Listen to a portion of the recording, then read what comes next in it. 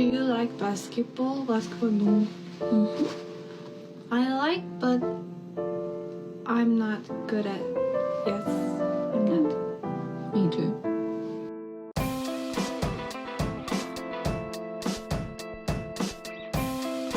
Hello, everybody. Welcome back to the State of the League podcast, the only NBA podcast bold enough to ask what the Knicks' all-time record is with Jeffrey Epstein in attendance. Can somebody pull that up for me, please? I'm your host, Jack, a.k.a. joestar. With me, as always, the world-famous Pablo, and we're joined today by the esteemed Joel Moran. I've never heard you go on record pro or anti Jeffrey Epstein. What are you thinking, Joel? I'm thinking anti. Have you done your research? I did my own research. A lot of those flight logs are actually fake. Vince Vaughn was never on the plane. Come on, guys. No, I'm happy to have you here. We're going to be doing a little New York Knicks preview and shit. I don't know. How have you been? What's up? You're a Packers fan now. They just fucking lost. Losers. So how's it going? Yeah, I'm a certified bandwagon, I guess. That's the name they call it now. I call it self-respect. Okay. I'd like to say timeout. You're acting like this is super unreasonable. You did like a LeBron the decision this offseason, like holding up a Packers jersey being like, I've officially changed, baby. I really liked that. But let's not act like it was out of nowhere.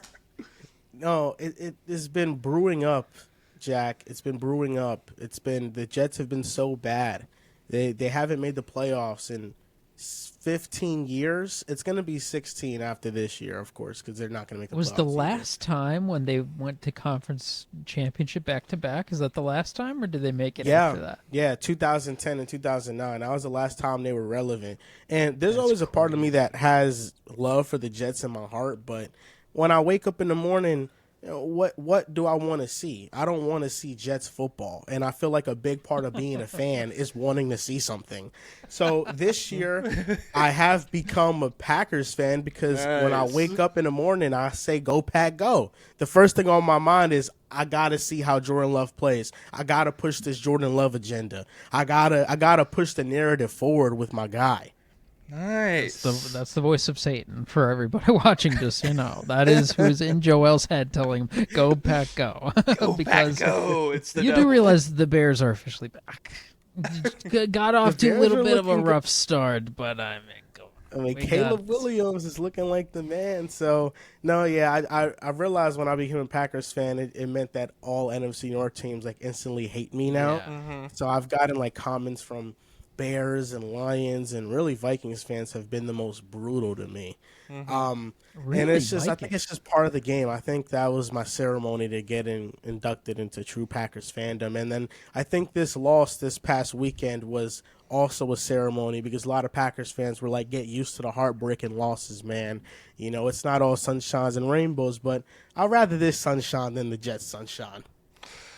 What the hell even is Jets sunshine? Justin Well, Fields pops off for like week a half. week one. Week one, Packers Jets fans are like, Justin Fields could be the guy. Then week two, they get freaking spanked, bro. Yeah.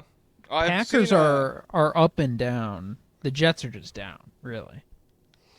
Well, I was Exactly. going to say, I've been seeing people have been circling back on the C.J. Stroud huddle moment with Caleb Williams last year where he was like, hey, you got to just lock in. Don't take those hits, man. Make a cut. You're going to be great in this league. When he was like, how much older is he than Caleb Williams? It He's seems a like year they're older. And so yeah, and since then, Caleb Williams has lapped him, I guess, and so that's the main takeaway I've seen from those tweets. Yeah, they're calling C.J. Stroud Michael Carter Williams. No, The comparisons are getting nasty for C.J. Stroud. They're calling him rookie year Tyreek Evans. damn. Well, Houston, I guess you guys are fucked. I mean, truly, just Hitler week for Houston sports. I guess something bad happened with the Astros. I don't know. The Texans suck, and Fred VanVleet tore his ACL, and so we've just got a torrent of awful things happening to the Houston Rocket or the Houston sports scene in general, I guess. So, question: Didn't you tear your ACL in a similar manner to Fred VanVleet? I did, yes. It was pretty much identical. Yeah, I was ramping up to an NBA season where my team was looking to make like a deep playoff run, and they were like, "Jack, you're like an instrumental part of this team. We have no other players who can provide what you provide." And I went down, and the team just completely fell off without me. So I guess we'll see what happens. It like in terms of non-star players getting hurt.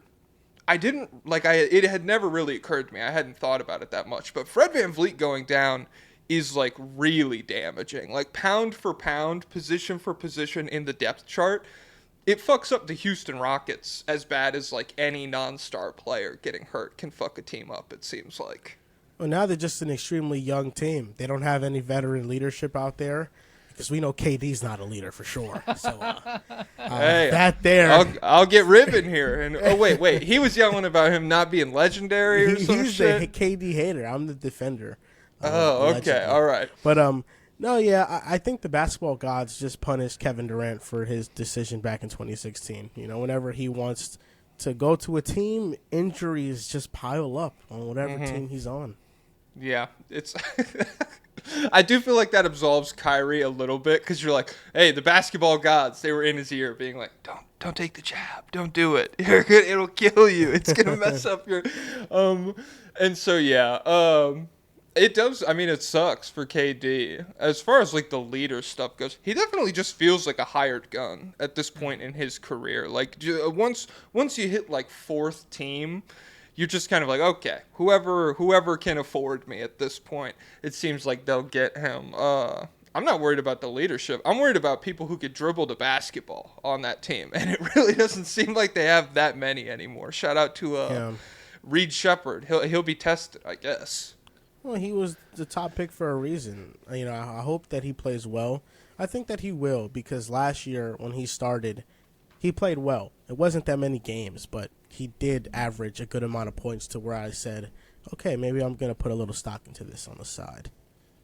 Pablo, what do you think? Buckets. I'm such a Fred VanVleet hater. Like, I'm years Fred VanVleet, like Raptors going back to Fred VanVleet. So when I see this, I'm like, you know he's not that good, everybody. Chill out. But he is so necessary for this roster, and it's really the timing that it happened. To where there's not, like, in my mind, I'm like, is he really that hard to replace? But, I mean, they're fully cut out with the cap, so they really don't have that many options. I've seen people are like, go get Russell Westbrook. It's like, I don't think a guy who can't shoot is going to help this team. Even if he can dribble. So yeah, it's a really. Well, this also has been like I was looking at the stats. The trio of VanVleet gone, Jalen Green gone, and Dylan Brooks gone. They're losing like 12 threes a game, like for a team that already was like last in the league at every shooting stat. Şengün might be good for 4 this year. So. Okay, all right. Well, we've almost replaced what's it. What's KD at? Like 7 or 8? What does he take? It's smaller than you think, dude. I think it might be like 5 per game. No way. I could be bugging, but no, KD really doesn't take as many threes as he should. He loves the mid, and so this is what I'm saying. Ethical. I guess he's like, I won't let the mid range die, and I mean. In Houston, I need him. I need him at like 11. Yeah, he was a game. He was at, Don't do anything else. He was at 6 last year, then 5 the year before, 4.9, 5.5, 5.4. So yeah, this dude, and 6 is his career high. Oh my God, we got to get this guy chucking. Yeah. Well, we're not here to talk about the Rockets or the Packers or the Jets, even, believe it or not. We're here to talk about the New York Knicks. I got the same questions pretty much here that I'm asking everybody. When I talk to a real dog shit team, I'll probably tweak them, but we haven't had to talk to a team of that caliber yet. So first question, we just did Pelicans and Bucks last episode, and so we just but we didn't have a guest. Yeah, we just speed ran. And by the way, right after we did that, got a great Zion report. He's stepping up leadership wise. I think him and Willie Green went fishing or something. So. But we just got a bad Joe Dumars quote. Did you see it? What did he say? He said, Well, I didn't make that trade thinking, oh, we're going to make the playoffs next year. That's short-sighted. You know, him trading their first-round pick next season. Wait, what? Wait, Wow, that's pretty dumb. say it again? So he traded, unprotected, he traded their first-round pick next year for Derek Queen. And he said in the media day today, he said, well, I didn't make that trade just being like, oh, we're definitely going to make the playoffs next season, because that would be short-sighted. Again, we need to introduce the law. We need to introduce the law. Guys, call your senators.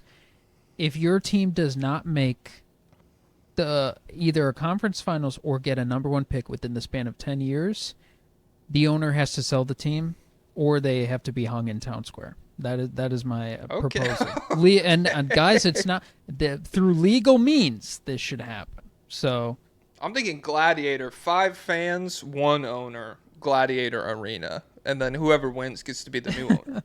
Maybe Gladiator for the GM. I mean, I cannot believe. And I guess they wouldn't even fall under this because they got the number 1 pick 2019, so they have 4 more years left. But Jesus Christ, what a disaster!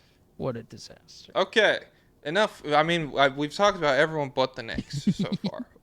Joel, were you happy with how the Knicks season went last year? New York won 51 games. They were the 3rd seed.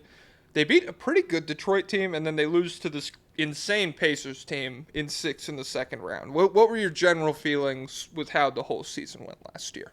I was happy. And at one point, I was actually looking forward to being disappointed. Not in the fact that I was looking forward to it happening, but I kind of was expecting it because I thought the team had obvious flaws. Last year was one of those years where the process wasn't correct, but you still ended up getting a great result, and I think that's why the Knicks ended up firing Tom Thibodeau and going with Mike Brown, because in the playoffs, we really didn't have much of a bench, and we just had some insane comebacks, not only against the Celtics, but against the Pistons as well. That was a dogfight of a series that we barely got out of, even though it did go 6. But there was a game where, you know, the Pistons hit a corner 3-point shot. I think it was Tim Hardaway Jr., and I don't think it even counts. So there were things that kind of went our way, and I do believe that the process of it wasn't the best. It wasn't the most sound. It was frustrating. But overall, I was very happy and encouraged by the run that we made last season. Yeah. Pablo, what did you think about the Knicks year last year? I don't know. It's hard to parse because I guess it was a success because what was the previous conference finals appearance before this? It had been 2000. Yeah, that's a pretty long time. So they definitely took a step up. It is disappointing to lose to it. I mean, I guess it's good and bad because you were going to beat the Celtics even if they were healthy. So that's like a crazy W. But then you lose to a team that you feel like you're probably better than, or you should have been better than. So all things considered, I think it was a good year for the Knicks, especially because the NBA is at the best when the Knicks are popular. And they had motion last year, so they did, and I think they probably will next year too. It is crazy to beat the Celtics and then lose to the Pacers, like have the Pacers be this team that like it's very understandable to lose to after that still. Because like if you told in a vacuum, if I didn't have that much context and you were like the Knicks beat the Celtics, I would be like, oh fuck.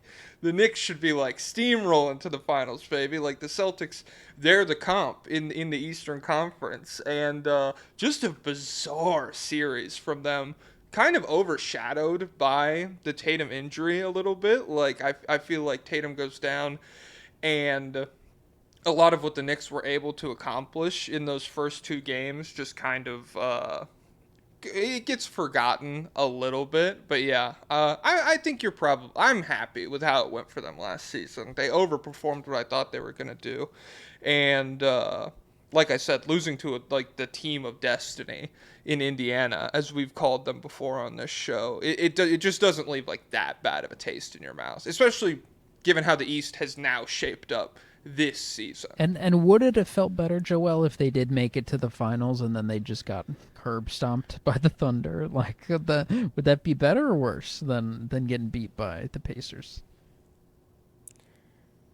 Part of me thinks it would have been worse, just because when a team goes to the finals too soon, they don't ever make it back. I think that's the thing. It's like usually teams that make it to the finals and you know that they're kind of undermanned, they don't make it back. So I'm kind of glad that the conference finals was the stepping stone for us. And I also think that if we made it to the finals, Thibodeau does not get fired. I think he's still the head coach. There's more reason for him to stay. So I'm fine with this linear upwards progression that we have going on, where each year feels like a step forward. First round and second round at conference finals. Now, I think this year is finals or bust for the Knicks. At least making it. They should 100% make the NBA finals, and people are going to be in my ear about Cleveland, but come on, let's be real. It's Cleveland. Come on, man. They don't got nothing on the Knicks. Literally all three people on this podcast are on the same page, where it's like I'm the biggest Mobley Glazer in the world, and I'm still like, I just don't know about this team in the playoffs, man. I just get a little nervous. And so that is one of my next questions, is what would a good season versus a disappointing season look like for the Knicks? To you, it is firmly finals or bust. Yeah, we have to make the NBA finals. When you consider the injuries in the East, the Celtics, the Pacers are out of the race. I think the Knicks are the clear best team in the East. If you want to put Cleveland up there, that's fine. But their major offseason addition was getting Lonzo Ball. And we don't even know if he can stay healthy. Chill. And I think Lonzo is incredible. I think when he's on the court, genius, he's one incredible. Of the smartest defenders in but basketball. that is like their 40% major offseason signing. And Garland doesn't stay healthy in the playoffs. So, if Cleveland stays healthy, they are a major threat. I don't want to just undermine them that easily. I think they're a major threat. But the Knicks improved in all facets. I think we improved in our offensive creativity with a new head coach in Mike Brown. And I also think that we improved our bench a lot. We got a bucket getter off the bench with Clarkson. We got Yabusele, who's just a dirty work, do it all, catch and shoot forward. Malcolm Brogdon, he won 6th Man of the Year not too long ago. I don't even know if that's true. We have some dogs now. We have Deuce McBride still. We have Mitchell Robinson. The starting lineup has to change. Get Josh Hart out of there, back to the bench where he belongs. No disrespect. I was going to ask about this because I've tweeted about first of all, Jordan Clarkson. We'll get to him. We'll get to his bitch ass. He's a bucket.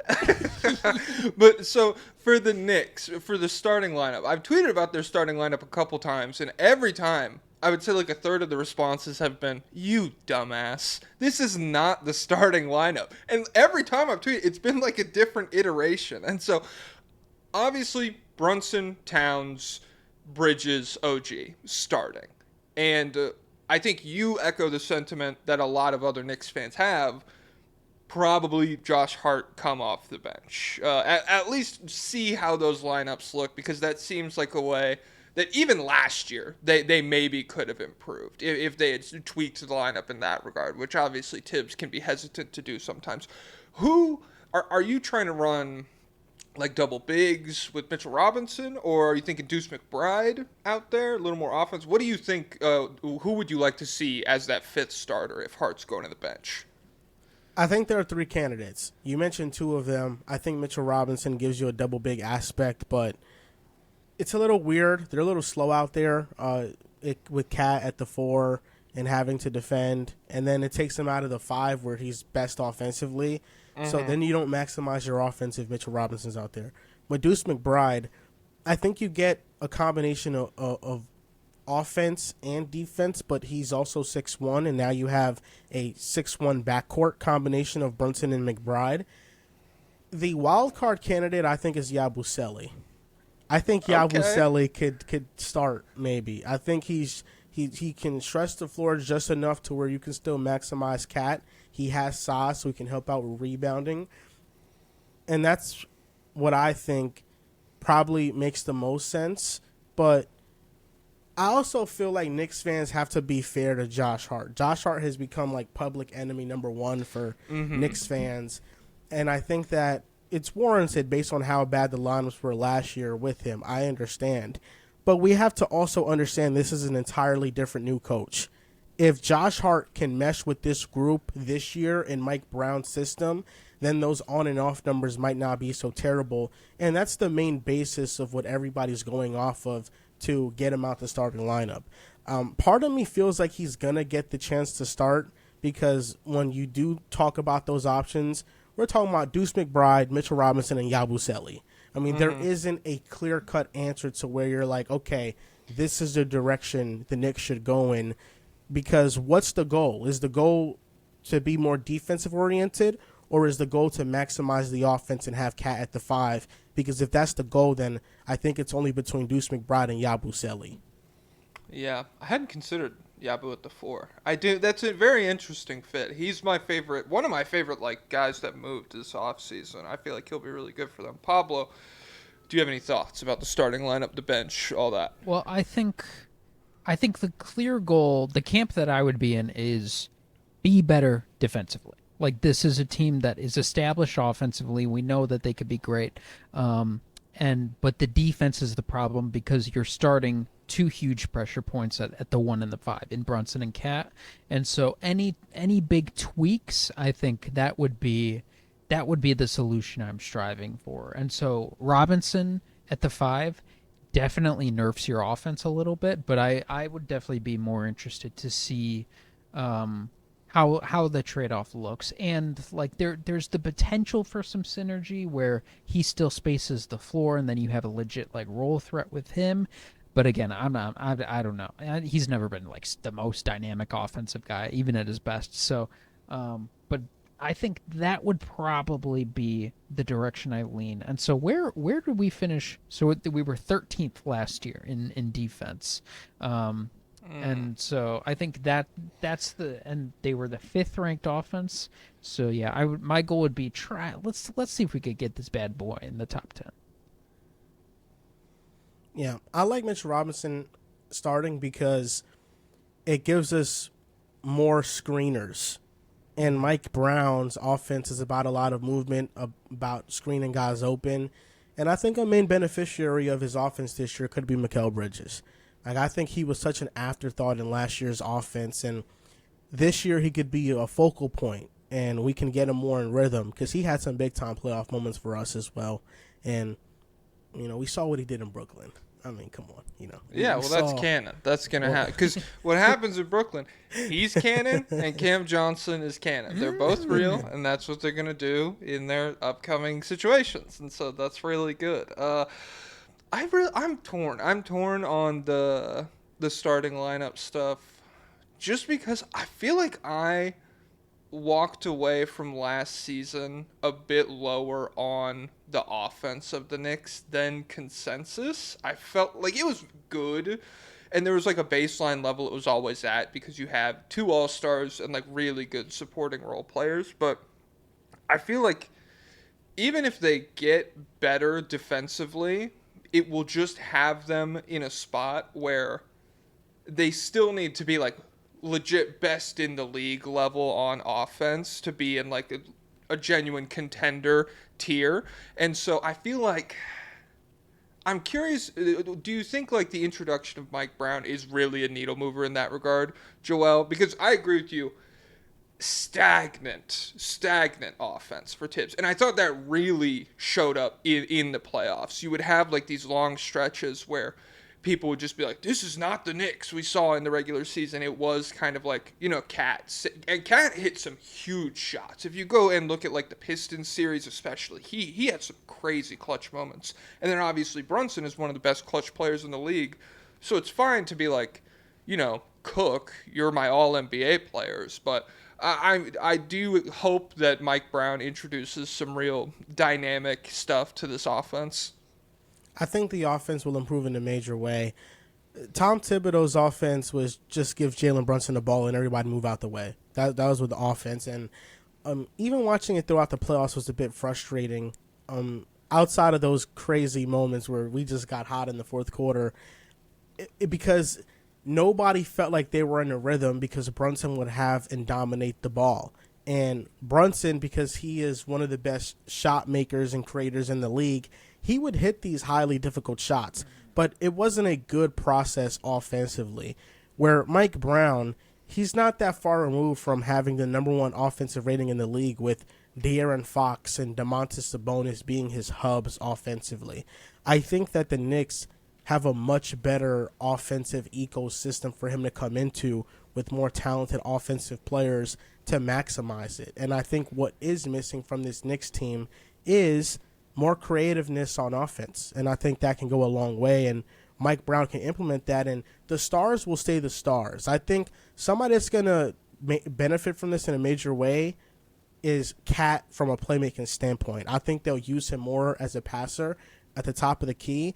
But OG Anunoby, Mikal Bridges, both of them have shown in stretches when Brunson did not play, they can be offensive focal points and be those supporting castmates to Cat. So I think a big emphasis this year is just getting those guys involved so Brunson doesn't have to handle such a big load. Do you want more self-creation reps from those two specifically, Mikal and OG? And do you have a preference for who would step up more? I do. I want more from Mikal, but I think that for them, it's less about self-creation, yes, but I know that their games aren't really like taking players off the dribble or even making passes. I think like a fine kick-out pass when a defense collapses, they can do that stuff, but high-level stuff, they can. It's mostly just making sure we're running plays for them. We're running a pin down. We're running flare screens. We're getting them involved to get open looks and get mismatches, and basically setting aside certain times in the game where they can just go offensively and catch a rhythm, where they're not just the entire game standing in the corner or the wing and waiting for the ball, because that's what was happening last year a lot. Yeah, and I would definitely say, certainly OG. I haven't really locked in on Mikal as much as far as cutting goes, but I really like OG as a cutter, and I feel like you really limit both of them as these like athletic movers, really like fast, strong guys, when you have the rest of the floor standing completely still. Because like the more moving parts you introduce to an offense that has like these big wings and then two guys who can't pass. Brunson, incredible passer. Cat, really competent passer. Really good at like finding guys in the dunker spot, I feel like, when the whole paint kind of collapses on him. And so that's one thing that I would hope. Just like, I feel like there's a lot of spots where you could trust OG and Mikal to know how to fill in the gaps on the floor, and as a result, they would just get more easy offense for themselves. I'm not super high. I think Mikal self-creation, I definitely like more than OG, but I think both of them, there's just more easy offense to unlock than Tibbs was doing, both from like an open three-point perspective and then from like a getting to the rim, getting downhill, cutting situation as well.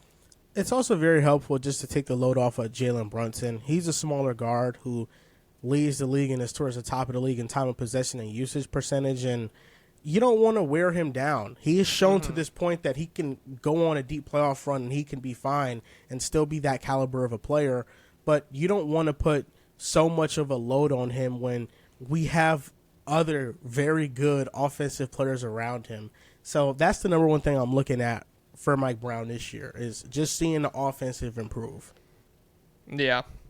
Pablo, what do you think? What do you want to talk about next? Well, I'm looking at, so when Mike Brown had the crazy offense with the Kings a few years ago, I'm looking at the pace. Okay, so they ended up being 12th in pace that year in the regular season. New York was crazy pace last year, if I remember. New York was right? crazy slow last year. They were at okay. I knew it was an extreme. There we go. Thanks. Yeah, they were 26th last year. The only slower teams were Miami, Brooklyn, Boston, and Orlando.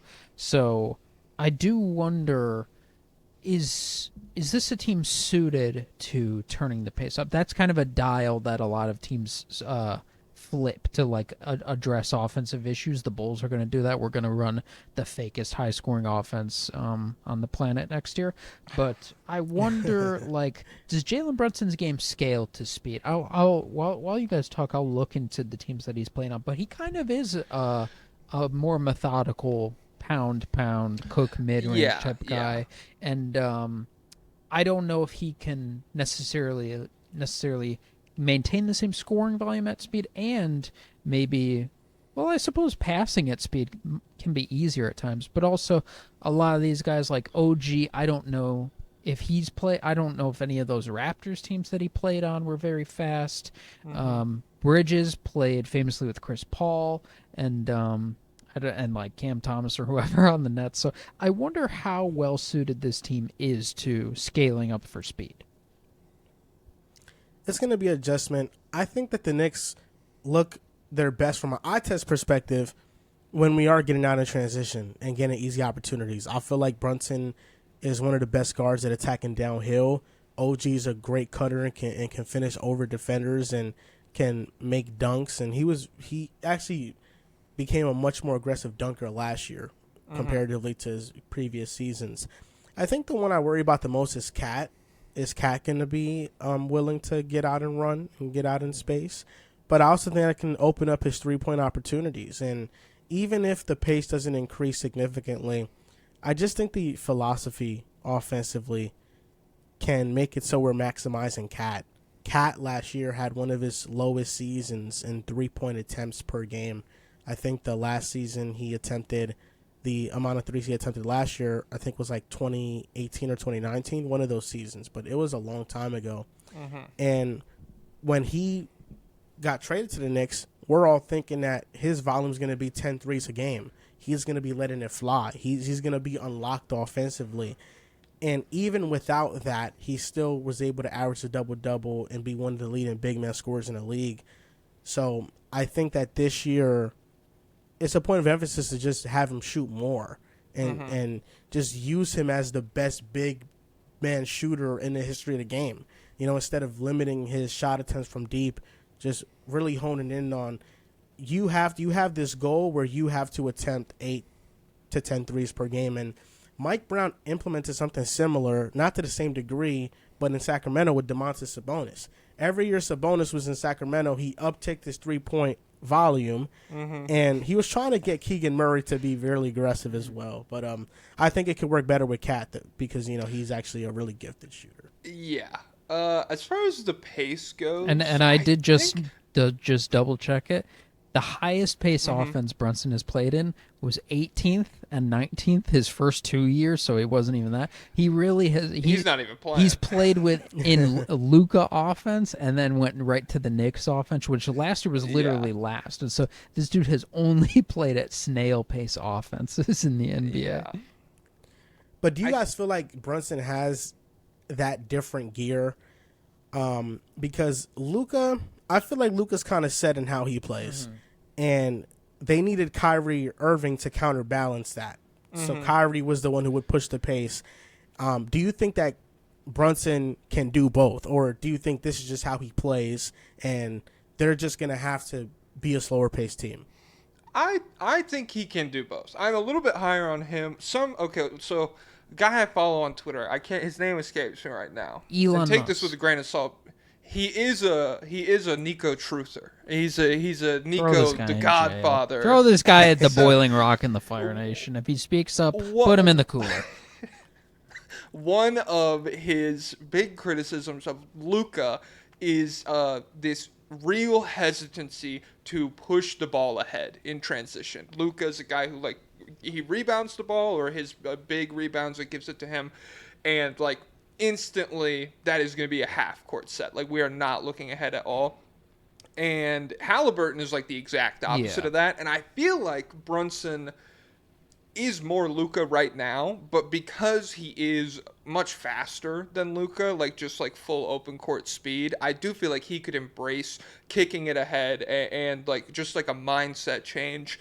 And it would be easier for him to embrace a faster pace than somebody like Luka Doncic. Cat, I do worry a little bit about. And then also, this goes hand in hand with the defense, because part of why, you're not getting transition looks, you're not running at a fast pace, is because you're never going against like someone you just got to stop on. The defense is always set because you just let the other team score or whatever. And honestly, I thought the Knicks held up defensively pretty well against the Pacers. An offense that was like nuclear in the regular season. They held them to less than 120 points 3 times in those 6 matchups. But like if you can't become a straight up solid defense, I think it can be really hard to like, massively improve your pace. I think getting stops and going out in transition kind of go hand in hand. Although, like Pablo said, the Bulls are gonna do this. The Bulls are gonna, lose 130 to 125 or whatever.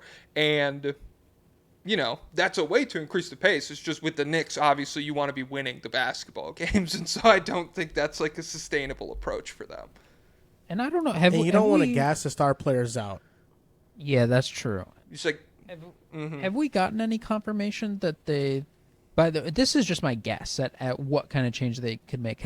Do you know, Joel, has Mike Brown said anything indicating like what he's going to change about this? I'm looking. Well, today is media day, so I assume we'll get a lot of quotes like that later after this episode. I know he has said. I'm looking at a quote right now where he's talking about, I'm going to play more guys. Like, I'm not going to be Tibbs with stingy with the rotation. So that's a definite shift. Thank God. Yeah. Do you know? Has he? And I don't think there's any Keon Ellis on this team, so I was nobody. Gonna say He'll put in the doghouse.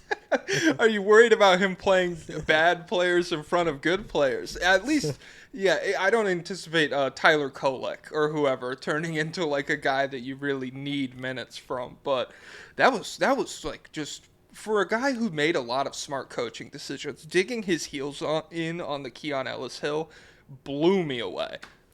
Yeah, that was the main thing that Kings soured on Mike Brown for.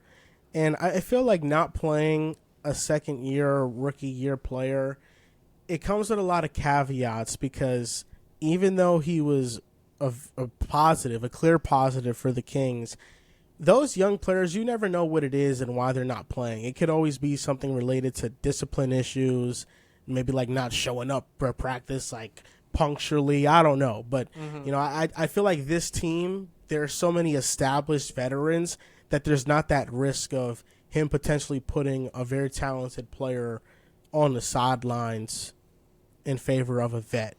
So I don't have that worry. And there's no Keon Ellis in sight unless it's Pacome Daliet. Unless he takes that leap. Pablo, what do you think? Yeah, I don't know who is. They definitely have. I think the big issue we had with this roster last year was like, Tyler Kolek probably isn't going to be. Or wait, is Tyler Kolek on the roster? No. Yeah, he is. He's probably not going to play though because he just doesn't fit with Brunson, and then we signed multiple guards. We already had Deuce McBride, and we signed Brogdon and Clarkson. It's hard for me to see Kolek playing at all. Yeah, and re-signed Shamet. So the back, I mean, yeah, I don't. If he plays, that would really be surprising. Yeah, and I wasn't even necessarily into Kolek or Dadier as players on their own, but it just came to a point with Tibbs where like no one gets any reps in the regular season ever to improve or to even just prove that they're bad.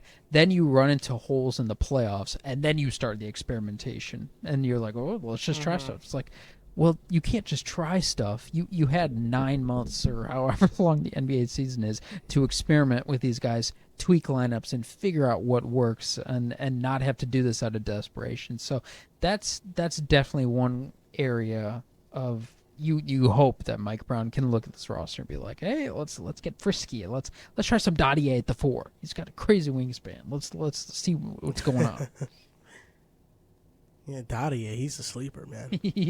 Yeah. It would just, I don't know. And that's what you're describing is like the ideal situation. Because honestly, all of last year, I was like, oh, we're just gonna get hurt again. That's what it like. It's one thing to get to the conference finals and be like, we haven't experimented with our bench lineups yet. For a lot of the season, I was ready for them to be in like the second round to be like, oh, everybody is hobbling around now again. Everybody's got like broken hands and pulled hamstrings and all this shit. And so, honestly, like, that wasn't even like the worst possible outcome for the Tibbs approach last season, and you still like hit this pretty firm upper ceiling, it felt like. And so, yeah, I don't know how high I am on the Colex, the Dadiers of this roster, but I am pretty certain that Mike Brown, like, I want him to have, like, by the time the playoffs roll around, really legit second unit. And I think the Knicks should have, a lot of this to me hinges on the health of Malcolm Brogdon, which is a terrifying, thing to pin it all on. But if Brogdon's healthy and Yabusele's healthy and Mitchell Robinson's healthy, then I think like 8-man rotation where you're just staggering 2 of the starters, I'm totally cool with. I think that would be like a big step up from where the Knicks have been in previous postseason runs. I am probably lower on Clarkson than you are, Joel. I'm sorry. Oh, man, he's an energizer. I love him. Oh, my God. And it bombs Pablo, our what do energy. you He can think? score the basketball. He can score. Score. What do you think, Just come in the Pablo? game. Give us a quick 12. Just start chucking. Hey, he will do that. He will absolutely do that. I'm a Clarkson hater, of course, because he stole reps from Ice Press Senspal, who's the clear better player of the two, and I just think he's a disaster defensively. I think he'll get you 12 on 47 shots. So whether Be our Malik Monk. Hey, whoa. Whoa. I've seen Malik Monk make reads Jordan Clarkson can't even imagine. Dream of. Yeah. Yeah, I don't know. I'm really when I do look at like injecting a lot of these second unit guys in, there is like a real path forward to bad defensive lineups. I feel like Clarkson, nightmarish defender. Mitchell Robinson, insane defender. Like, I think he can make up for a lot of this, but yeah, I think running an 8-man lineup where like I would like to see them have this bench unit that's just like nuclear on offense, because I think if you're featuring Jordan Clarkson in a primary way, it will probably be difficult to like consistently generate stops. I think the one thing that I probably wish the Knicks did better at this offseason was just adding more size. I think Yabusele was a step in the right direction, but signing 2 guards versus 1 forward, I felt like it should have been the inverse. I felt like we should have signed 2 forwards because that's what we needed more. We needed size and we needed some defenders. And Brogdon and Clarkson are major upgrades at the guard position that we had, but now we have Brogdon, Clarkson, and Deuce coming off the bench. We have our 3 best players off the bench. 3 of the 5 are guards. So that makes me think that there is potential that Josh Hart could come off the bench, and maybe it's Josh Hart and Mitchell Robinson and like Yabusele, and maybe we start Deuce. I think there's potential for that. But we have to see how Mike Brown experiments with the lineups and what he's going to stick with. But you're right. I mean, this team is still small. Our second best rebounder outside of the big men, or our best rebounder outside of the big men, is a 6'4" shooting guard. So, I do think that this team just lacks some inherent size that just those 2 wings that we have in OG and Mikal don't completely make up for. Yeah, it would be sick. Yeah, it's tough. And I don't know how many wings really were on the market this offseason, especially in free agency. Like, I'm sure if you wanted to go all in, if you called up like Andrew Wiggins or somebody, maybe Patrick you could Williams. get that deal done. But he wasn't in free agency. Oh, wait, was Andrew Wiggins? We were looking at Ben Simmons, but Ben Simmons is Ben Simmons. You wouldn't have liked that? You would have been against the Ben Simmons ad? I wouldn't have been totally against it. But the bright lights of Madison Square Garden, But you think Philadelphia is scary. Between Brogdon and Simmons, I feel like there's like an easy, clear choice. Like, just go Pablo. with Brogdon. Jordan Clarkson or Ben Simmons? Who are you taking? For this Knicks team? Yeah, sure. I'll take the chance on Ben Simmons, even though I think he's probably just cooked. But I'd rather have a guy who might be able to pop off defensively sometimes than a guy with the gall to, if he's on the court with Jalen Brunson, he's saying, Jalen Brunson, take a back seat, idiot. This is my team. Plus, Jordan Clarkson cheats on his girlfriend. Ben Simmons might. Wait, did Ben Simmons cheat on Tinashe? Probably. I mean, just Probably imagine, how he hurt his back. Just imagine Brunson with OG, Mikal, Simmons, and Cat. The passing, the defense of that lineup. And so we do have confirmation now. I'm pulling up tweets from Chris Persanian. So Mike Brown says he's excited for day one. Oh, wait, that's the wrong one. We want to play fast, floor spaced, a certain cadence in the half court, and then defensively, we want to be physical. We want people to feel us, and we want to do so without fouling. I don't know about that second part, Mike Brown. Those are kind of in the hand. I feel like the Wizards are gonna say the same. Defense, we want to be physical and we want to do it without fouling. And it's like, okay, whatever. I'm sure. I'm gonna challenge Jalen Brunson every day. There's not gonna be a day where I don't challenge him. I'm gonna say, take it personal, Jalen Brunson. Oh my God, yeah. He has this tradition where he gives out the defensive player of the game chain. I'm looking forward to him bringing it to the Knicks. I don't know if he will, because he's copying the Kings swag. That was a cool thing. They get a crown, right? But it would be cool. I think they get a crown in Sacramento. So you'd have to do a Knicks-themed thing. Really? Yeah. I know it's a chain. They put it around you, and then it just says, it's either DPOG or it's like the logo of the team. It's one of those things. DPOG. I remember the Nuggets copied the Kings, and they had like a real jeweler make the chain. It was like, because they had like a shitty chain for like 2 games, and then like they busted it out the third time, and it looked like Jalen Hurts at a press conference. I was like, holy fuck! They need to buy Jokic a horse if they want to get him motivated. He got it a few times, a couple game saving blocks or something like that. I think it all stems from Miami. I think I think they invented the turnover chain, but I don't know for sure. That is pretty sick. Yeah. Okay. Next, I mean, we've kind of been bleeding the questions together. I feel like we talked a lot about why this season will be different from last year. We just walked. I think the 2 big things are coaching change and bolstered bench. What, Joel, is your biggest reservation about the team this year? We talked, finals or bust. What do you fear might end their season prematurely, or just in general? Like, what are you afraid of? No Jeremiah. Hey, sorry, I had to freestyle. The defense, that's the number one thing, and I feel like that's the only thing that I'm fearful about, because Jalen Brunson and Karl Anthony Towns are 2 defensive liabilities, and they're our 2 best players. And last year, different season I know, but last year, when they shared the floor together, they had a negative net rating, and they were both better when they were. Come on, we're learning how to play together. It's a learning year. It's a whole transition period thing. I understand it, and that's the biggest fear. I think the biggest fear is that this season, worst case scenario, ends in the ultimate decision of Brunson and Cat don't fit. It's obvious they don't fit. The ceiling is limited because they're both bad defenders, and it's just not going to work, and we have to try to find a way to move Cat.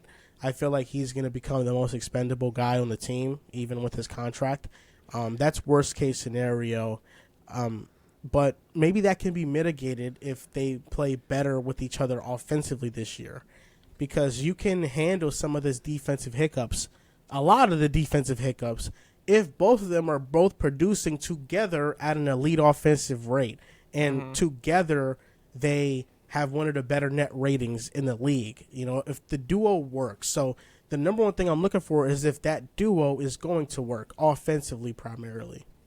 Yeah, I felt like that flew under the radar a little bit. There's a number, I think one thing that distracted from it was Dame and Giannis still sucking. And so like people like that's the 1-2 man game where people are like, how the fuck does this not work? And the Knicks still being good, like really good offensively in spite of that. Still having these games where they're dropping like 135 points and blowing teams out regularly. I think I looked it up. Brunson only assisted Cat like 96 times over the course of their regular season together, and that shocked me because it's like this is, the fundamental action of modern NBA basketball is like pick and roll, pick and pop, have a guy set a screen and then figure out what to do. And Cat is a guy who's both a really serious roller and one of the best pop threats in NBA history, really. And so I agree with you that, like, I feel like that should be an action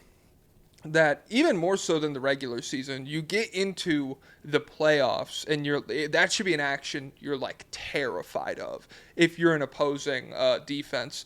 And it felt more intimidating to just see Brunson kind of like isoing on Asar Thompson or something. It felt like those were the situations where opposing defenses were really scared, as opposed to like the Knicks trying to make something happen with both of them. Yeah, that's the offense that worked for us, just Jalen Brunson ball.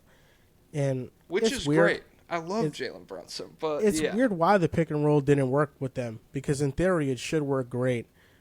But in Cat being more aggressive offensively and just letting the three ball fly, I think it can make up for a lot of the efficiency, and it can maybe get them back to like a positive net rating together on the floor. As a roller, and sometimes in hunting those mismatches off the roll, I can understand how he can be kind of timid and passive at times. He has a loose handle, and he doesn't always take advantage of mismatches. That's like the frustrating part about Cat. Mm-hmm. And that's why I just want to use him more as a shooter. Like, just get him to shoot more threes. Like, I think a lot of these problems can be mitigated if he just upticks his volume and we start really unlocking that, and less post touches, less trying to get him matched up against a forward in the paint. It's more just letting it fly, more pick and pops. That's what I thought was going to be the main staple of last year's offense, pick and pops with Brunson and Cat. Mm-hmm. And that's also a guy that, like, if you want to talk about movement on offense, bigs don't love running around chasing a guy off screens and shit. And Cat being that level of shooter, that level of movement shooter at that size, with a guard who, this is one of the best, like, 2 feet in the paint scorers we've ever seen, especially at that size. I think there's a lot of different tweaks that could be made that could make their synergy by itself more effective, and then as an extension, just the whole team's offense. Pablo, what are you looking at? I'm trying to find the list of the most efficient pick and roll duos, because I swear Cat and Brunson have always been very efficient, but yeah, they don't get the volume for it. The only thing, I looked this up before, I found one Reddit thread that links like a Blue Sky post, but I couldn't find like a legit NBA.com here is that exact stat. If you talk, I think I can find it real quick. Yeah, my phone is so slow right now. I can't bring anything up. But so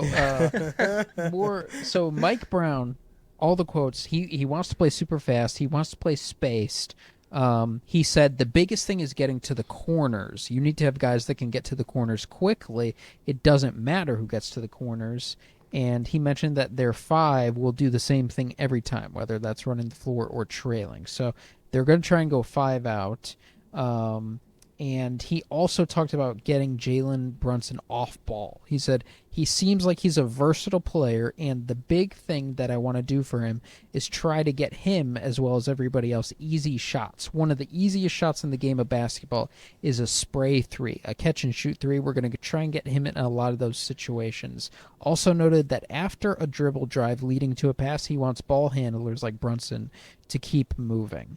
And so I do wonder if that is conducive to running more pick and roll, because that sounds still like very decentralized offense. He wants just rushing it in transition. Whoever has the ball has it.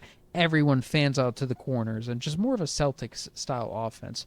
And the emphasis, it's interesting because Jaylen Brown is a very active off-ball player. I mean, like 12 seconds of the shot clock every playoff possession is Jalen Brunson running around and opening himself up for a shot. But it sounds like he wants a different type of vibe going with it. So I wonder. I mean, obviously, I'd love to get a lot of Brunson Cat pick and roll, but I don't know if we're going to get it. And I don't know if we're going to get a ton of pick and roll from any duo.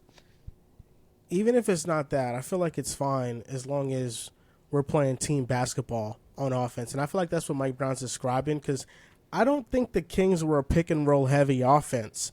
Their bread and butter was dribble handoffs. Oh, true. And yeah. I think that could be the big thing in this offense where, you know, Cat being the screener, handing off the ball, and being that hub, because he has shown some serious passing chops. He just doesn't do it with volume. But he had, last year, there was a lot of passes he made, skip passes that you're like, oh, man, we should put the ball in his hands more to make some decisions. And that could be his role this year. Dribble handoff that gets everybody involved, screens, just a lot of cutting. That's what the Kings excelled at. And even if the pick and roll volume isn't what we think it should be at, as long as you're making up for that in handoffs, cuts, and then the isolation possessions with Brunson, I think that is enough to have a top 3 offense in the league. Yeah. Cat kills me because I notice this a lot with his mismatch attacking and with his passing, where like he really gains confidence quickly, and then we get a decision that is the wrong one because the confidence like he'll cook a guy, he'll cook a smaller guy on offense or whatever. Next trip down the floor, give me the ball, I got him, and just like completely run him over. Or he'll find a guy on a backdoor cut, and then 2 possessions later he'll be like, oh, you like that? Watch this. And he'll just like nail somebody in the first row with a no-look pass. And yeah, I mean, I agree with you, and I really don't think that'll be a problem that like plagues New York's offense. That's just something that like I laugh at when I watch him. I agree with you that like him as a hub is really interesting, and if you center an offense around dribble handoff stuff, then you could theoretically have him go to the bench, and Mitchell Robinson can do, like, he could do a dribble handoff and roll or whatever, just stay out of the way and try to get an offensive rebound. I was thinking more Yabusele could do it off the bench. I don't know, but I don't know how good Mitchell Robinson would be at it, because he can't really dunker spot.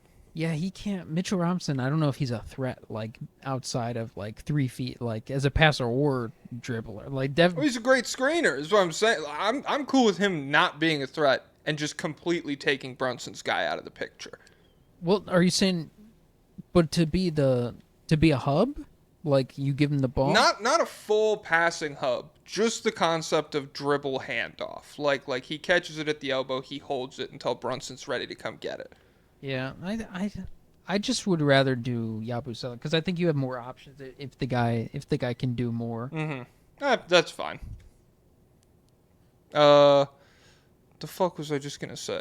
I don't know. Any other? So we have defense. Offensively, I agree. We are really focusing a lot on the offense, which was really good already, and the problem is the defense. Like we have new guys, but it's. At the end of the day, you can't. Better guys? You can't scheme around Brunson and Cat. I mean, the scheme would be remove one of them from the lineup.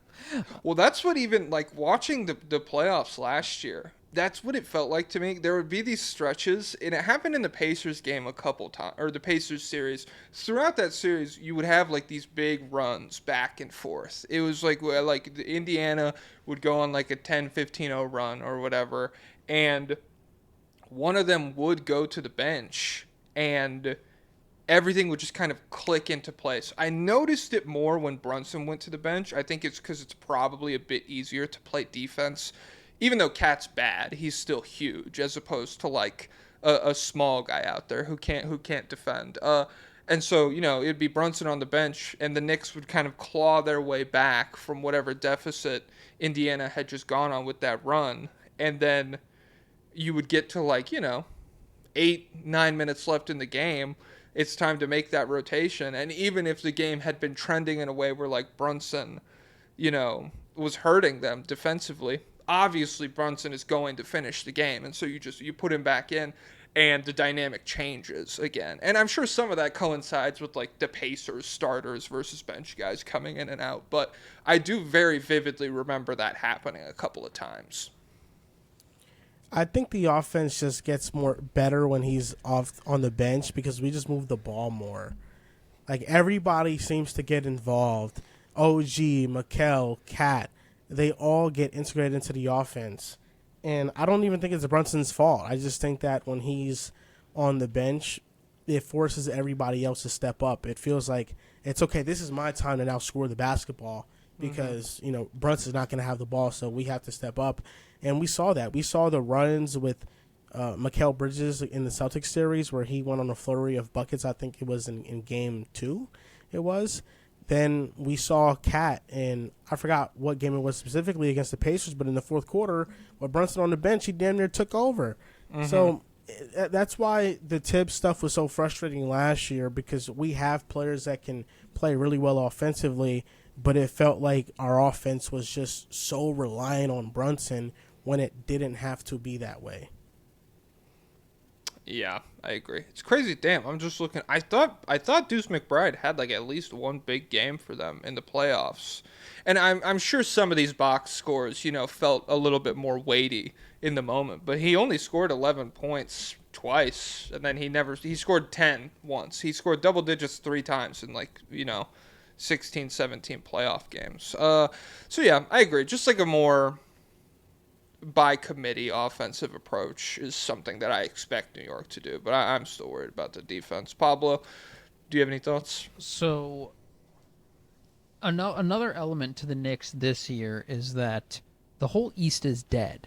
And so yes, let's talk about how they stack up against the specific competition that they're going to be facing. And so who's going to be good in the East? First team is Cleveland.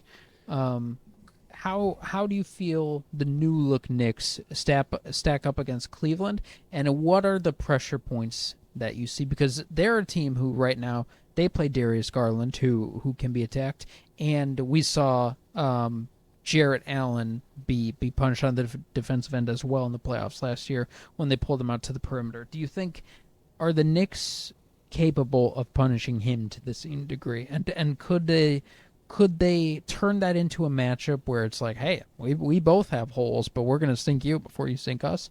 Or how do you see that playing out? I think we have an advantage over Cleveland because we have legitimate wing defenders. Evan Mobley's a fantastic defender. He just won Defensive Player of the Year. But Cleveland doesn't have perimeter stoppers. Their best perimeter stopper might be DeAndre Hunter, and he comes off the bench. They in traded the starting Okoro. lineup, it's Max They have Strus. Lonzo. Yeah. If you're saying if Lonzo's yeah. not Okay, healthy, so. Yeah, you're on right. this you're right, the right. slim chance They have guys, the one perimeter stopper. We got to talk about every possibility. So maybe. But their Lonzo. starting lineup is Strus, Mitchell, and Garland. I mean, that is not going to. Nobody can guard Brunson in that lineup, and I think the Knicks fare much better with either Mikel on Garland and OG on Mitchell. Like, there's just more room for leeway with the Knicks defense, opposed to the Cavaliers defense.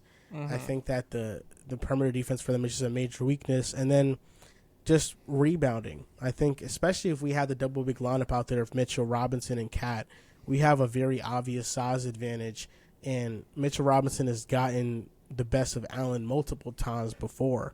I just think that with Cleveland, a lot of their flaws are they have similar flaws to the Knicks where they're small. They're very reliant on one player to be their defense. It is an anchor, so it's easier for them. But the Knicks at least have those perimeter stoppers. They at least have big jumbo wings, and the Cavaliers don't. Yeah, it's certainly.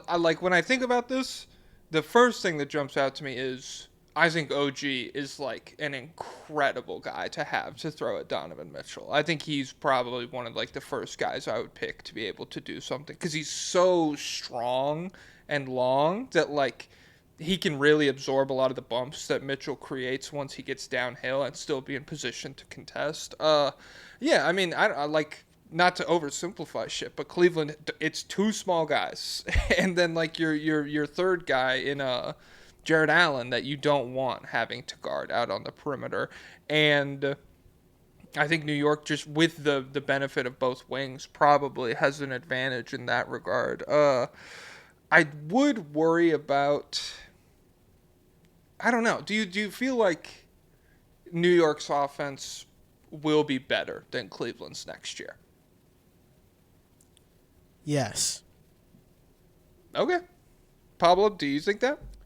In the regular season or in the playoffs? Or... Let's do both. We could do both. So production-wise in the regular season, I mean, Cleveland's just been a regular season juggernaut for the past few years. Yeah. And so, yeah, I guess it would depend on just how well. You know what? I will lean Cleveland just because the Knicks are bringing in a new coach and they're going to be running a play style that might be more foreign to their guys versus Cleveland just establishment carrying the same offense into a new year. So I could see it going. I could definitely see Cleveland producing at a higher level. But I would imagine both of these teams will be some of the better offensive teams in the entire league. Yeah. What do you? I do just worry like. I'm pulling up pure 3-point discrepancy right now. Cleveland, the fourth in attempts, bottom, second.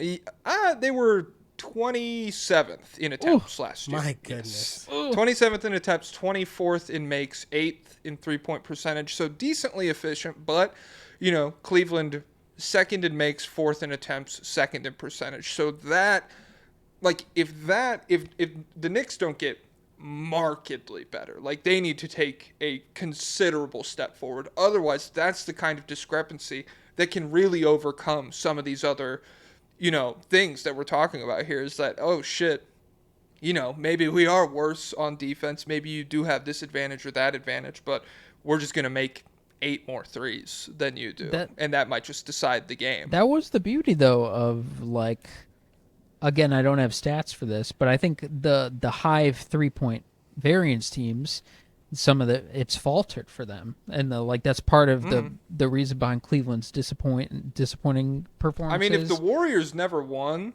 we would literally have old guys still going, "Yep, live by the 3, die by the 3." That's how it works. And they were like, they didn't even take that many as a whole. Like, they just had two of the two best guys ever, really, just chucking them up. And I guess Kevin Durant too. Cleveland, they really got cold in the second round. Like nobody could hit a shot for them, and it was a complete opposite in the first round, because in the first round they were hitting everything. Mm-hmm. But that the variance came striking down, where even Brunson ball was just more sustainable. Yeah, that's the beauty of the Knicks playing this disgusting rough half court offense. Is it's something that, like, it's not as volatile. Like, putting Brunson in these situations is gonna lead to worthwhile offense, and then. But the Cavs, they don't have as consistent of wells to go to, because Donovan Mitchell is a high variance type of guy, because he has a high volume 3-point shooter, so he'll have these games where he's going like 2 for 11.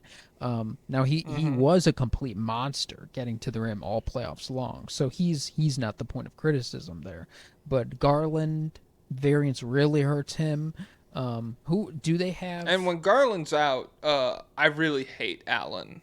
Like, as a fit, I don't think Allen is the level of guy that, like, I can handle Mitchell and Mobley, because I don't love Mitchell as a pick and roll playmaker, but Mobley is good enough that, like, I think you still are way up in that regard, whatever net rating you want to talk about. But I don't think Allen is the level of guy on either end of the floor where you can just expect him to survive if he doesn't have a guard who can really feed him good around the rim looks. Yeah, so a half court creation might be another area where the Knicks have an edge. How about Atlanta? How do you feel about the Atlanta matchup? Atlanta's poised to take a big leap.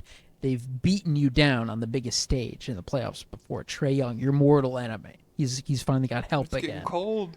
Well, I can't wait to get that revenge on the Hawks if we play them. But I think the Hawks are the team that I'm most fearful of, to be honest, because Orlando, they don't have. I don't think that Desmond Bane changes their offense all that much. I think he's an upgrade, but I don't think that their offense now suddenly going to be like top 10. I think they still have some limitations because their best players don't fit with each other, and they still have spacing issues. Like outside of Desmond Bane, nobody else can really shoot.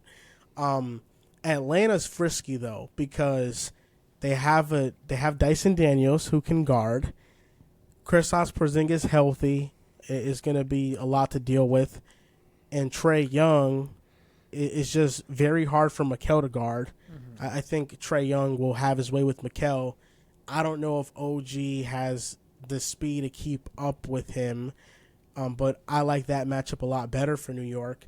And I just feel like Atlanta's just healthy. There's some potential there with Jalen Johnson's development, what Reese Shea looks like in year 2, Nickeil Alexander-Walker.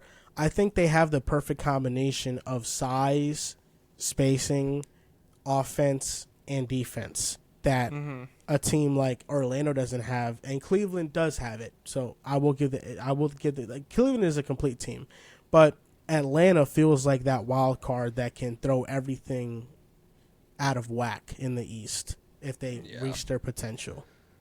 Yeah, I don't know. When you look at I like Dyson Daniels and Nickeil Alexander-Walker. Dyson, you're very comfortable throwing at Brunson, but Nickeil, you're also I'm happy with him guarding him. I'm sure Brunson will still eat or whatever.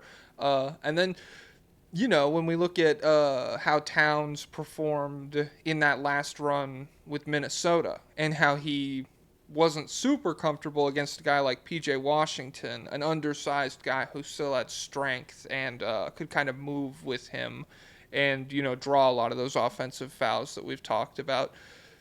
I think Jalen Johnson, worse defender than P.J. Washington. At least we haven't seen him hit that level yet.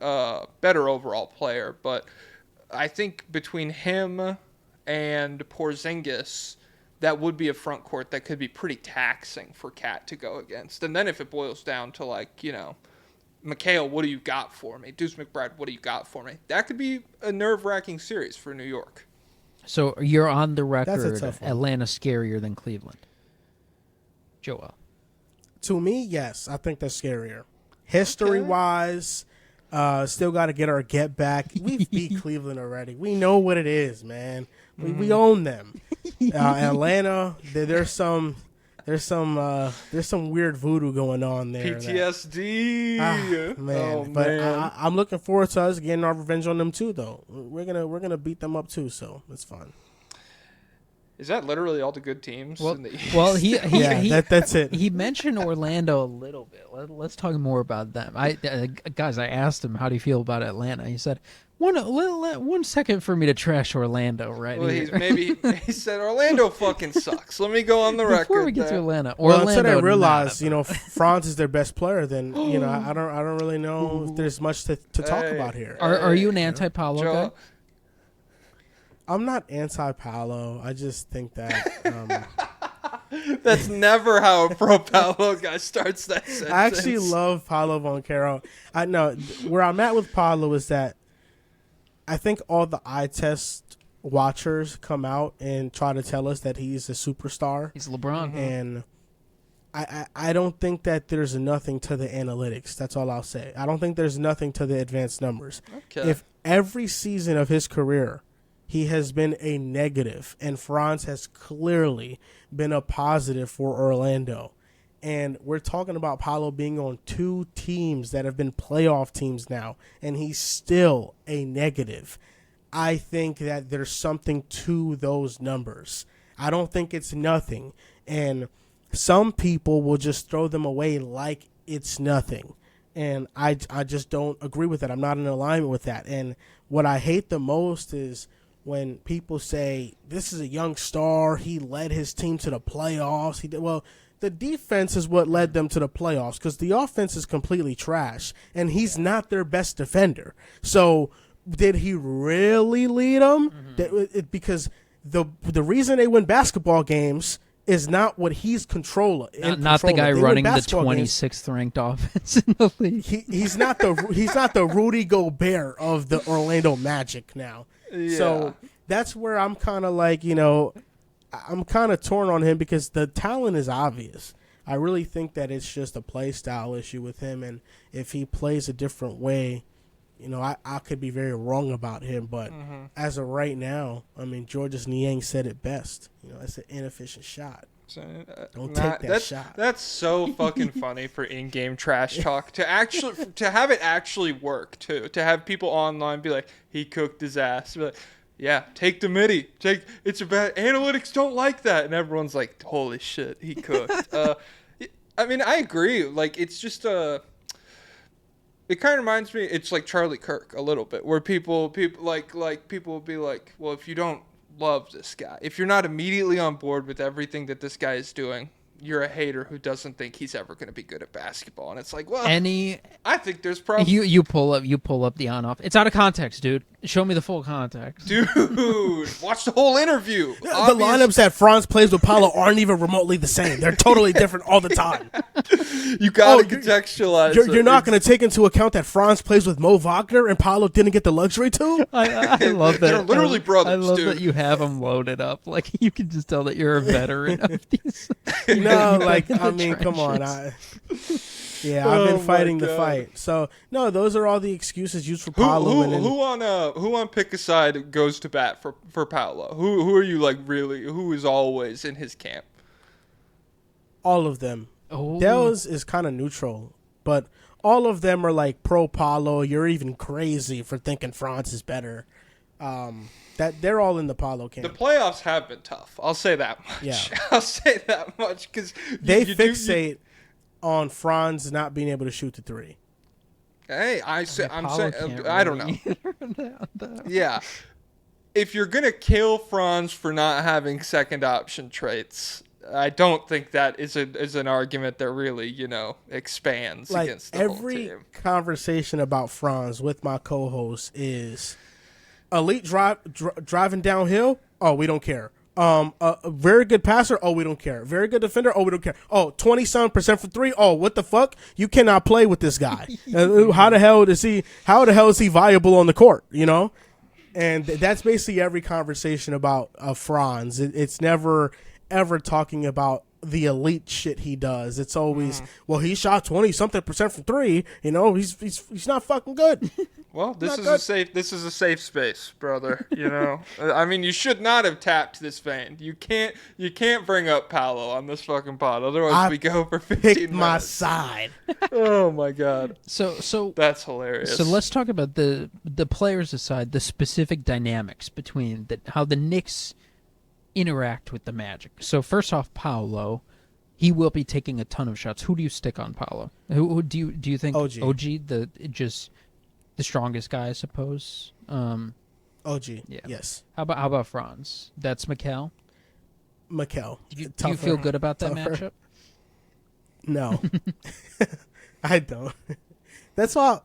I think even tinkering, bro. I think Cat could guard Paolo.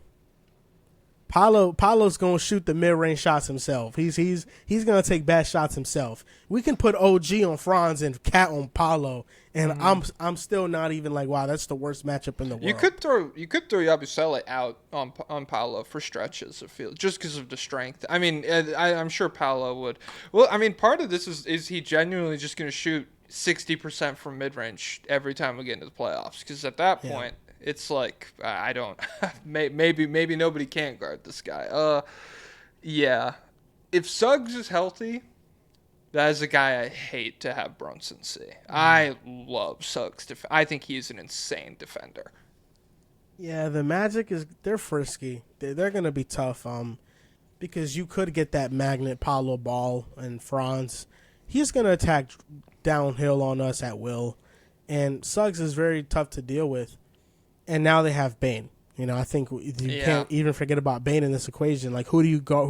Who guards him? Is it Josh Hart? Like, I think at that point the matchup probably would be Cat on Paolo, OG on Franz, and then Mikal on Bane. I think that's probably what you feel most comfortable with. And do you? The good thing is, I think their front court sucks. I really don't like any of the bigs that Orlando has. So you clear them there. Yeah, that would be the hope that Cat could try and brutalize these guys who, hey, Get Goga under the bright lights. I don't know. Maybe he steps up, but they. And I also think that the liabilities the Knicks have on defense won't show as much against Orlando because they really don't have like the fast, twitchy guards that will make Cat pay in space. It's bigger play. It's slower down pace of play, and I think that's easier for us to guard as a whole. So I do think if Paolo doesn't settle, and I will, everything we've said about Paolo so far, his first, like, before he had the oblique injury last season, I was, like, very moved by the way he played because he was not settling. He was being, like, a dominant around the rim scorer, the way that you would want to see someone his size be. If that's the approach next season, then that's a little nerve-wracking. Because if him and Franz both do that and they can both, like, you know, run a couple screens and try to get on to Brunson or Bridges, I feel like both of them would have their hands full with a guy that big. Then you know the dynamic of this matchup changes a little bit. But we have to go off what we've seen, and what we've seen, Paolo does, you know, he gets Brunson on him, and it's like I could shoot right over this guy. We don't need to get to the rim, that kind of thing. Who would the next biggest? Orlando's going to be a wild continue card matchup for sure. Yeah. Orlando is a team that, you know, they could be a little scary. How do you feel about Detroit? Is their threat level, will it be upped next year? It will. I kind of feel like Detroit's going under the radar. They didn't make any splashy move. They didn't get Porzingis. They didn't get Desmond Bane, but they're getting back Jaden Ivey, baby. Duncan Robinson.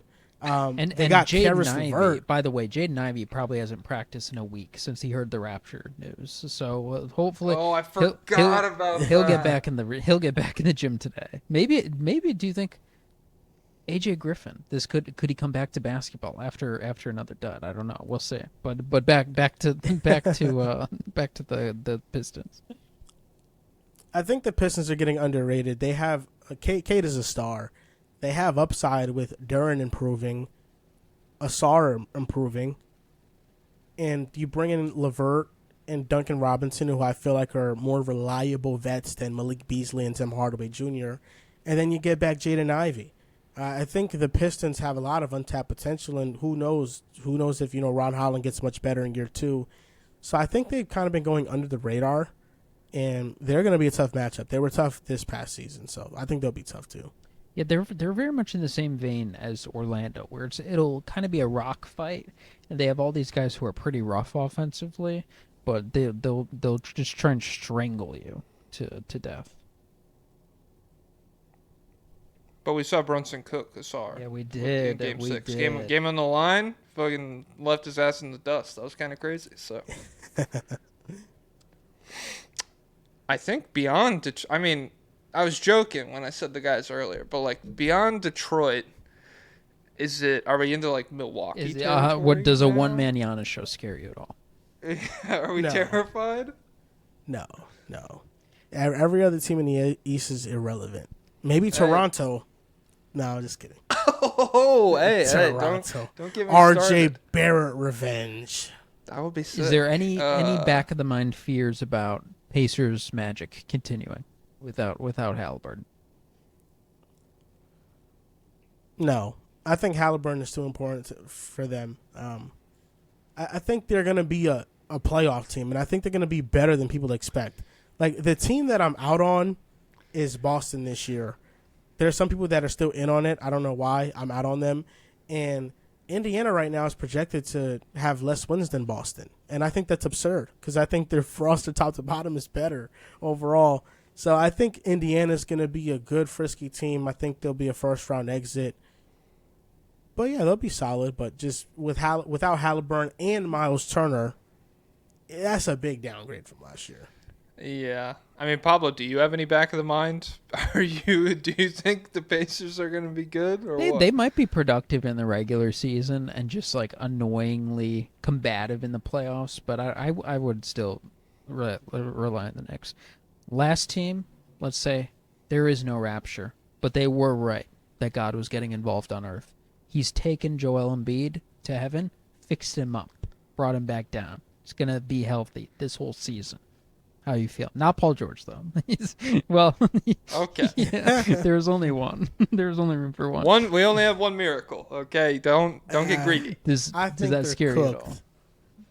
No, the depth is bad. Paul George But Jared is McCain, cooked. but Tyrese Maxey, but who's the last Hey, guard? they got Don't some have three? upside. Oh, VJ. They'll be a playoff team. But the Knicks, man, you're crazy. Yeah.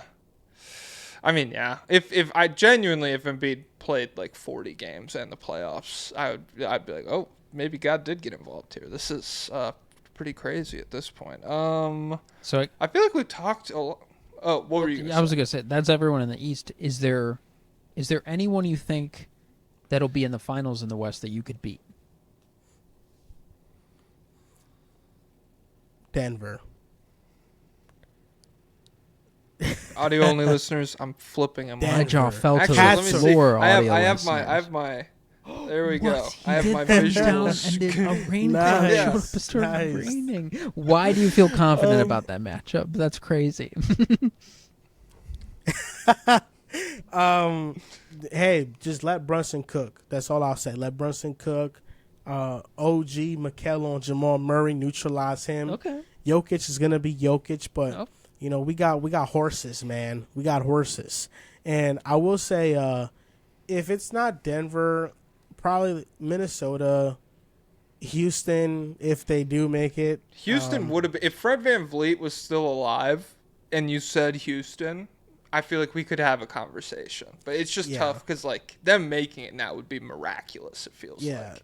exactly. The only team that I feel like we can't beat is OKC. That's the only team I feel like we can't beat.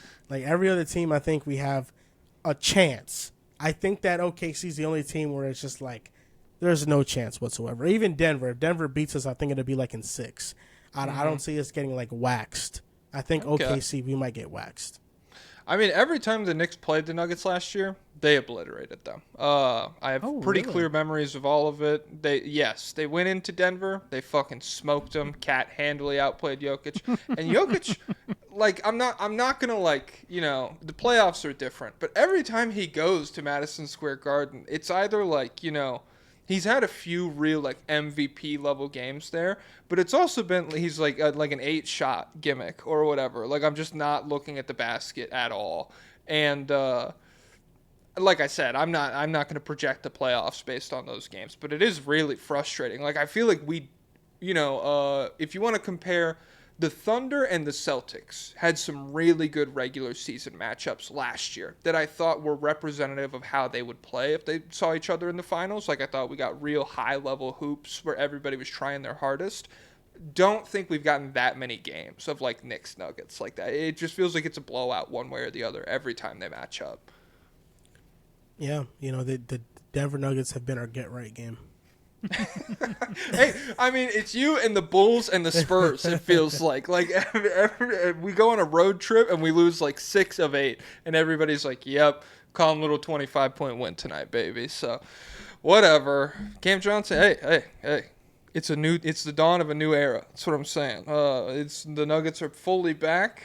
I feel like the next question I have: which player do you think is the biggest X factor to your team's success? We've talked about all of the options. If I made you pick one, who do you think it would be? I think it's Yabusele. I agree. The Pablo? true X factor, yeah, I think it's Yabusele. Just the size, the spacing, the shooting he provide. I think he's the one that, if our season is going to go really, really well, he's going to step up in a major way. Yeah. Yeah. I think that's a good pick. I'll go cheeky Mikal Bridges. I think he took a real step back defensively. He hasn't been the guy he used to be in New York, and there were too many times where he was noticeably getting cooked. I think in order for this team to get to the level they want to be at, he has to be at peak level. And yeah, like you said, there's room to grow offensively, and I think his game is more suited to playing this new Mike Brown style pace because he is a legit like movement shooter.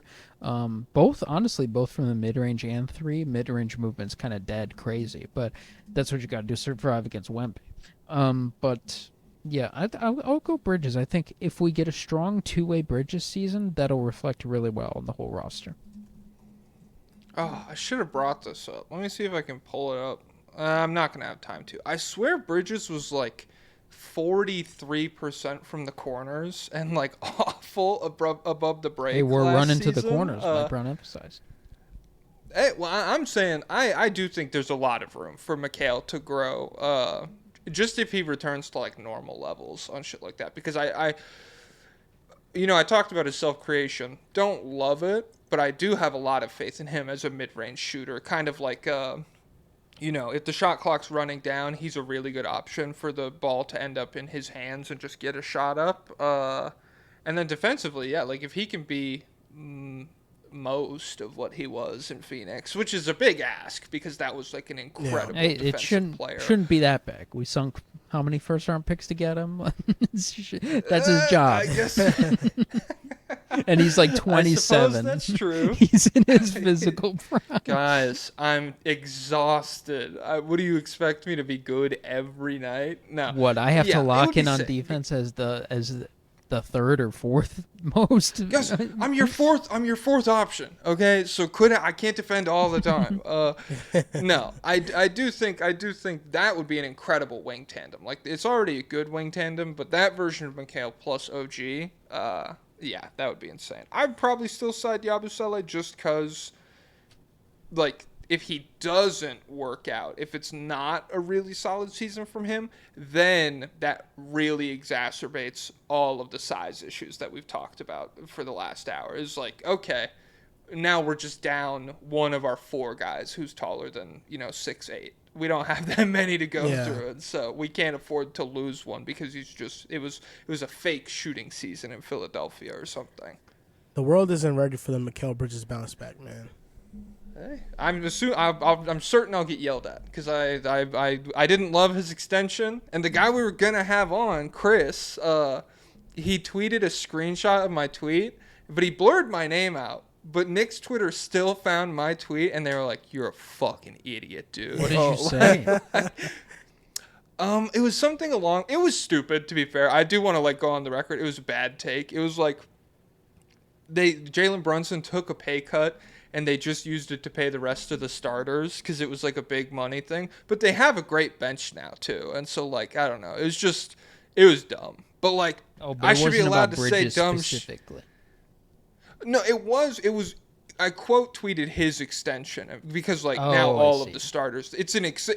Everybody's making $30 million in their starters now. OG got a crazy one. Yeah. I think Bridges was the last to get paid. Bridges is gonna get paid soon. He's gonna get 40 M's minimum. Yeah, and so it was. Hey, Knicks Twitter, guys, is dumb. I just want to be allowed to say dumb things sometimes. So that I don't deserve to die because of it. There couldn't be a guy who has less of an excuse to not be good on the defensive end. Like a guy you sunk so many assets into, you're paying him $30 million a year. He's in his physical prime. He's never had any major injuries, and he doesn't have any kind of real burden on the offensive end. It's so crazy. I cannot believe he fell off. There's no he's what's he's in the anti-work subreddit, I bet. Maybe. I saw there was an interesting point someone made that in the years or in the time he was in Brooklyn. Was he in Brooklyn for 2 seasons? It's purgatory. He wasn't a good defender there. He was in their infinity. Through his experience. Well, in those 2 years, it feels like the NBA gained a lot of wings, I guess. Like when he went into purgatory with the Suns, it was a lot easier to be a lengthy, chaos creating defender who was really light, very skinny. And now there's a lot of guys who do that and are really strong at the same time. I guess you could point to guys like Herb Jones and be like, the archetype is alive. And if Mikal got back to that effort level defensively, you could still good. Jaden McDaniels. He's big though. He's much bigger than Mikal, I feel like. He's 6'10". Yeah, he's got 3 inches on him, but he's still. Which is, I feel like he's like a front court member sometimes, whereas Bridges is firm shooting guard in my mind. And that goes a long way. 3 inches. It's impactful. It matters. Bridges could never guard Luka, but yeah, I'm still looking for more. Like he should be able to guard Trey, realistically. Yeah, because he's so agile. Like it's if you sacrifice that strength, you would expect to be like a lighter, more agile guy, and it doesn't always add up. Maybe part of it could just be built up frustration. He doesn't get the ball enough. Maybe he'll get the ball Mike Brown more. will fix it. He gets some of those defensive player of the game chains. It's gonna change his own mindset. Nice. I would actually be livid if he did. He got better defensively, and he goes out under press conference. It's because they're drawing up plays for me now. I'm not just a sit in the corner kind of guy. Now you're getting the energized. full McHale experience. Okay, last question I got for you is just who do you think will win the 2026 NBA championship? If you had to go on the record. And put it on your mom's last. No, I'm just kidding. Oh Yeah. no, it's okay. You could just say on the podcast. It doesn't have to be on anyone's live. I'm gonna go with OKC winning the entire thing again. I think they're going back to back. All right, I'll put you down here. That's Cone, Isaac from the Deep Three, and you. Everybody said OKC so far. And I think they play the Knicks. Okay. I think the Knicks make the NBA Finals. Hey, like we said, I mean, if they don't, even I'm not even talking consequence perspective, like something changes with the roster. I would just be so kicking myself if I'm the Knicks and you have this incredible opportunity and you don't take advantage of it. Oh, last thing. Do you fear any kind of Pablo Torre investigation into Jalen Brunson? Oh, that's in the back of my mind actually. He could wreck this whole season. It'd be hilarious if the Clippers completely get away with it, but they're like, Jalen Brunson, That'd be you'll so never play crazy. basketball again. Yeah, you got it. No, yeah, he's has a lot of evidence against the Clippers, and NBA is just like, we'll get to it after the All-Star break. Guys, All-Star games in LA. What do you want me? It's set in stone. I can't talk about it right now. Do you want me to find Bomber? Are you crazy? It's about to be the holiday season. I got Halloween coming up. Then I have Thanksgiving. Then we have the Christmas and New Year's, and then January. It's so cold that month, so we'll get to it after. Maybe March when it starts warming up is when we'll get to it. I'm interested. I wish I could get a sneak peek inside the conversations that Adam Silver has behind closed doors. He's probably like, who the fucking Pablo Torre? He's like, what the hell? Do we have any hitmen on retainer still? Can you get Bill Clinton on the horn for me? I need to outsource some work. Who are the JFK all guys? right. The mob? Can we just bribe him? Can we just pay him? I'll give you $50 million and just keep your mouth shut from now on. What do you think? Hey, I'll take it. Would Pablo Torre accept $50 million to keep quiet about Brunson, or do you think he'd report on it? He seems like such a reporter kind of guy. He seems like he's very to pay me off. honorable. Yeah. I'm gonna be honest, bro. You give me 50 M's, you're not hearing from me again. Oh, I'm gone. You could strangle several puppies in front of me for $50 million. I'd be like, oh man, oh no, oh, did you tell me Jalen Brunson broke the guys?